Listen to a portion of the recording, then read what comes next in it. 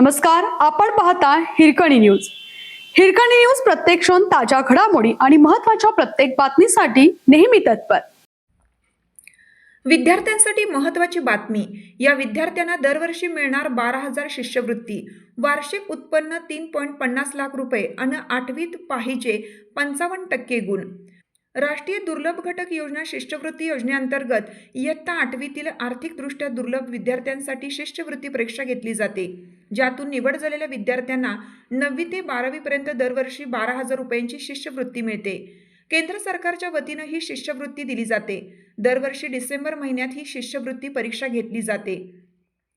केंद्राच्या शिष्यवृत्ती परीक्षेत मानसिक क्षमता चाचणी अंतर्गत तर्क आणि विचारशक्ती तपासणारे 90 प्रश्न विचारले जातात. तसेच शैक्षणिक क्षमता चाचणी अंतर्गत विज्ञान, गणित, समाजशास्त्र, इतिहास, भूगोल यावर आधारित प्रश्न असतात. परीक्षेत एकाच दिवशी 2 पेपर घेतले जातात. तर्क, विज्ञान, गणित, समाजशास्त्र यासारखे विषय असतात आणि यासाठी कौटुंबिक उत्पन्न व मागील वर्गातील गुणांची अट असते. इयत्ता 8वी नंतर विद्यार्थ्यांची गळती थांबवणे आणि गुणवत्तावान विद्यार्थ्यांना आर्थिक मदत देणं हा या परीक्षेमागील उद्देश आहे.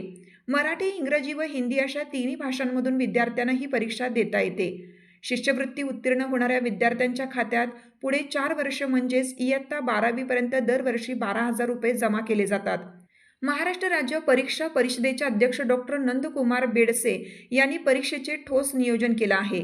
राज्यातील 13,779 शाळांमधील 2,50,532 विद्यार्थ्यांची 28 डिसेंबर रोजी 758 केंद्रांवर परीक्षा होणार आहे. 11 जिल्ह्यातील अतिसंवेदनशील 27 केंद्रांवरील पर्यवेक्षकांचे झूम कॅमेरे सुरू ठेवले जाणार आहेत, जेणेकरून कॉपीमुक्त परीक्षा व्हावी या दृष्टीने नियोजन केलं आहे. त्या दिवशी सकाळी 10:30 ते दुपारी 12 या वेळेत बौद्धिक क्षमता चाचणीचा पहिला पेपर तर दुसरी 1:30 ते 3 या वेळेत शालेय क्षमता चाचणीचा दुसरा पेपर होणार आहे.